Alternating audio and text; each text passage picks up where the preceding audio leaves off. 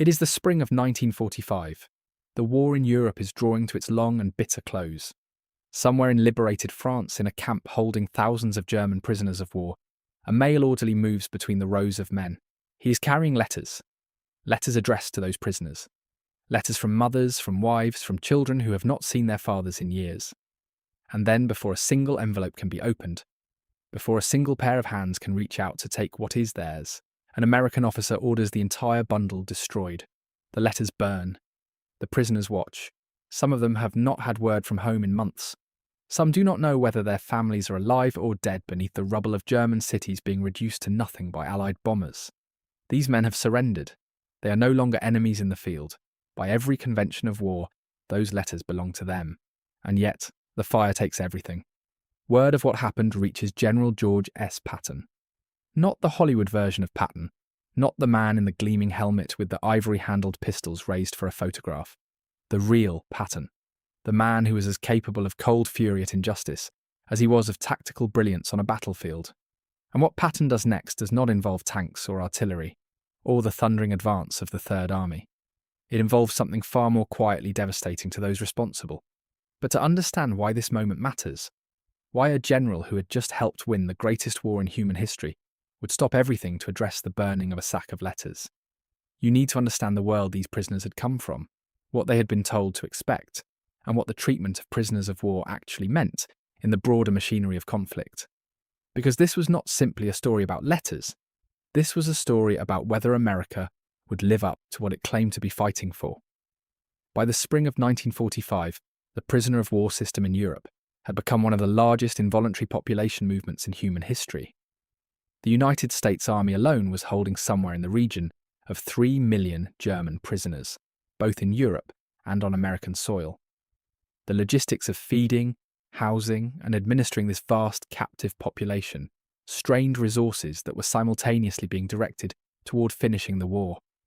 Every lorry load of rations sent to a prison camp was a lorry load diverted from the front.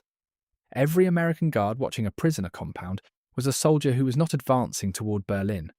The temptation, under such pressure, to treat prisoners as a lower order of problem, to manage them with the minimum expenditure of care and attention, was real and documented. Some camps were models of organisation and fair treatment. Others were not.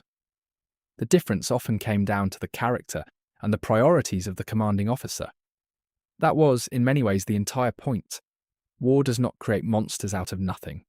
It finds the monsters already present in men and gives them permission to act. The Geneva Convention of 1929, to which the United States was a signatory, was explicit on the subject of prisoners of war. They were to be treated humanely, they were to receive mail, they were to be protected from public curiosity and from violence. They were not to be used as instruments of punishment, humiliation, or reprisal. These were not abstract ideals. They had been written into law after the catastrophic prisoner deaths of the First World War, when men had died in camps from preventable disease, starvation, and neglect in numbers that shamed every nation involved. The burning of those letters was not merely a cruel act. It was a violation of international law. It was the sort of thing that, had it been carried out by a German officer against American prisoners, would have been cited in war crimes proceedings. And it was happening, under an American officer's orders, within sight of a liberated Europe that had been promised something better. The question was whether anyone with sufficient authority to act would actually do so.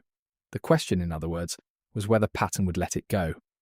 George Smith Patton Jr. was born on November 11th, 1885 in San Gabriel, California, into a family with deep military roots stretching back to the American Civil War. He graduated from West Point in 1909, represented the United States in the modern pentathlon at the 1912 Olympic Games in Stockholm, and spent the First World War commanding one of the earliest American tank units in combat. By the Second World War, he had become perhaps the most instinctively aggressive commander in the American military, a man whose operational tempo during the breakout from Normandy in the summer of 1944 had been so rapid that his own supply lines had struggled to keep pace. He was also a man of extraordinary and contradictory complexity.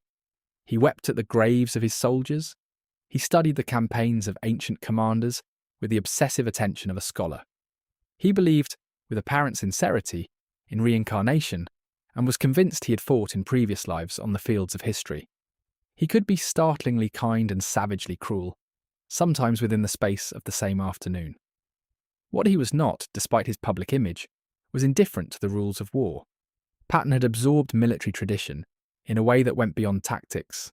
He understood that armies which brutalized prisoners invited the brutalization of their own men in return. He understood that the legitimacy of American arms abroad depended, at least in part, on American conduct, meeting the standards its own officers had sworn to uphold. And he understood something that is easy to forget when examining this period from a comfortable distance, that among those German prisoners were also men who had been conscripted, many of them teenagers by the end, who had not chosen their war any more than the American soldiers guarding them had chosen theirs. When the report of the burned letters reached him, Patton did not dismiss it. He did not pass it along to some subordinate to file and forget. He acted. The officer responsible was summoned. The details of exactly what passed between them in that meeting have not survived with full clarity in the historical record. Accounts differ in their specifics, and the paper trail is incomplete, in the way that so much of the administrative history of this period remains incomplete. What is documented is the outcome. The officer was relieved of his command, he was replaced, an investigation was ordered, and word was sent through the relevant chain of command that the treatment of prisoners under Patton's authority was to conform to the requirements of the Geneva Convention. Not as a bureaucratic formality, but as a matter of direct operational order. This matters for reasons that extend well beyond the specific incident. If you are finding this interesting, a quick subscribe helps more than you know. The dismissal of a commander for the mistreatment of enemy prisoners was not a common occurrence in any army during this period. The pressures of war, the exhaustion of men who had been fighting for years, the dehumanization that inevitably follows from months or years of killing, all of these conspired to create an environment in which violations of prisoner welfare were frequently overlooked, buried, or quietly tolerated. The fact that Patton, the general of generals, the man whose reputation was built on aggression and momentum, was willing to stand a man down over letters tells you something important about where he actually placed his values when pressed. It also reverberated through the camps. Word travels in a closed system with extraordinary speed. Among the German prisoners in Patton's area of operations, the story of the general who had a man removed for burning their mail circulated in a way that is almost impossible to quantify, but easy to understand. These men were living in uncertainty. They did not know when they would go home or whether home still existed. They were entirely dependent on the goodwill of men who had every reason, in the heat of recent battle, to resent them.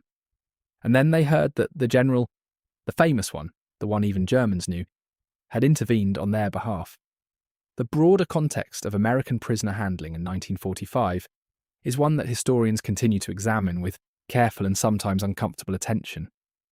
The Rhineland camps, sometimes referred to in post-war German accounts and in the disputed historical work of James Back, remain a subject of scholarly debate.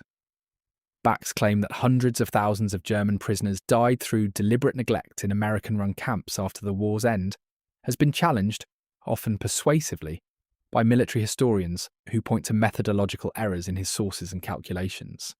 The consensus among professional historians is that the mortality figures Back cited were significantly inflated, but the consensus also acknowledges that conditions in some camps during the chaotic final months of the war were genuinely poor, that rations were sometimes inadequate, and that the transition from war footing to occupation administration created situations in which oversight failed. In that context, the Patton incident acquires additional weight. It represents precisely the kind of command intervention that, when it occurred, made a measurable difference to the men on the ground.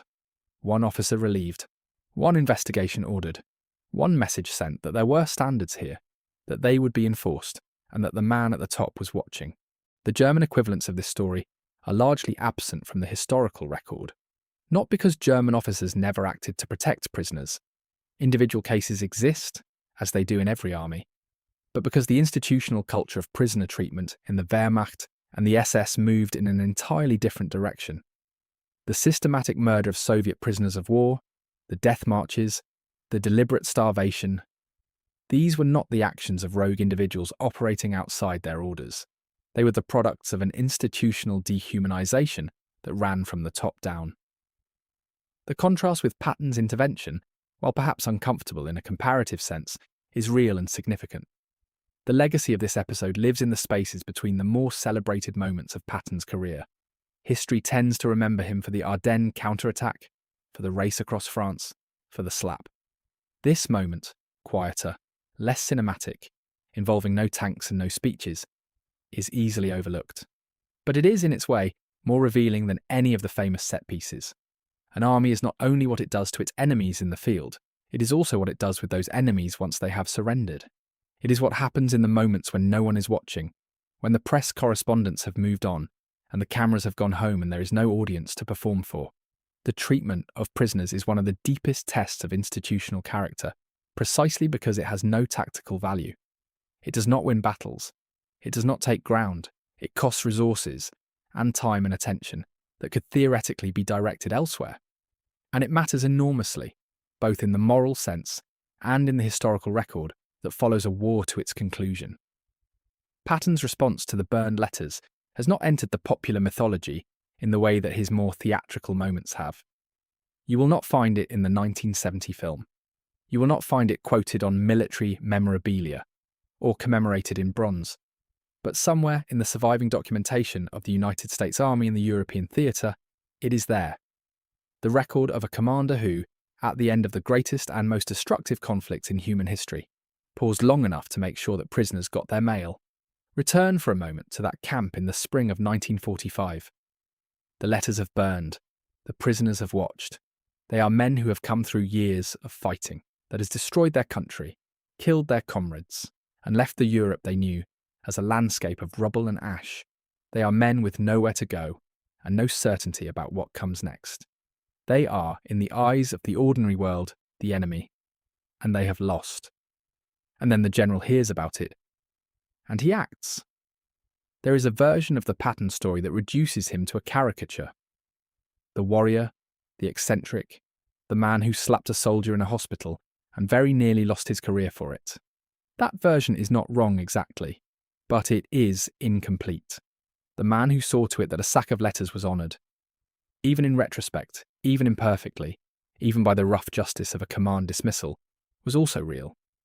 History is full of the dramatic gesture, the charge, the speech, the moment of visible heroism that the cameras can capture and the textbooks can repeat. What is harder to see and harder to record is the accumulation of smaller choices that define what an institution actually stands for. The choice to enforce a standard when it would have been easy to look away. The choice to treat the defeated as human beings when no one was watching and nothing tactical depended on it. Patton had his man relieved. The prisoners, eventually, got their letters. That is the part of the story that tends to get burned before anyone can read it.